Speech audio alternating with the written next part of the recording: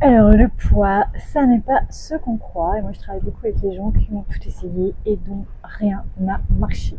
Et en fait c'est très simple parce que le poids, ça n'est pas concrètement un excellent du poids. Alors oui, c'est du cortisol, oui, c'est du stress, oui, c'est des dysfonctionnements au niveau du système digestif, mais au-dessus de soi, il y a quoi?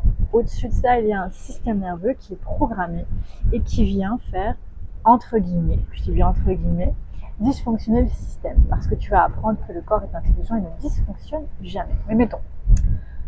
Donc il y a un système nerveux qui vient donner une physiologie qui aboutit à une prise de poids, une non-perte de poids, des kilos en trop. Et qu'est-ce qui contrôle ce système nerveux? Eh bien, c'est l'ordinateur central. L'ordinateur central, je vais montrer la tête parce que c'est là-dedans que ça se passe. Et l'ordinateur central, il a une base de données qui va induire des informations qui vont être données au système nerveux et qui va dispatcher un peu tout ça dans ton système fonctionnel et qui va donc créer le stress, qui va aboutir à un excès de cortisol, qui va aboutir à de l'acidité dans l'estomac, qui va aboutir à une vésicule biliaire paresseuse, etc. Et qu'est-ce qui conditionne cette banque de données, ce système, cet ordinateur central? Eh bien, c'est ce que tu as vécu, tes traumatismes, entre guillemets, encore une fois, ton histoire, ce que tes parents t'ont transmis, ce que les conditionnements et les croyances, en fait. C'est ça qui conditionne ton ordinateur central.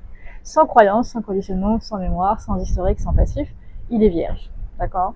Donc il se base sur toutes ces données-là et il cherche à te protéger. Il n'est pas méchant. D'accord? Ok?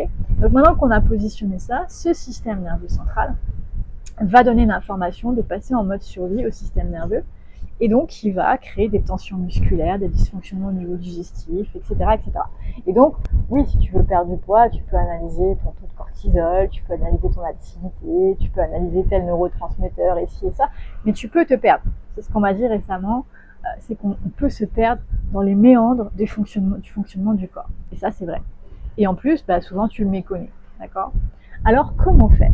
Eh bien, c'est très simple. Le poids, donc, vient de ton ordinateur central. Et donc, c'est un mode survie. Ça veut dire quoi un mode survie? Ça veut dire qu'il y a du stress, que ton corps consomme de l'énergie. Et ça a l'air contre-intuitif, mais quand tu as du poids en trop, c'est que tu consommes beaucoup d'énergie.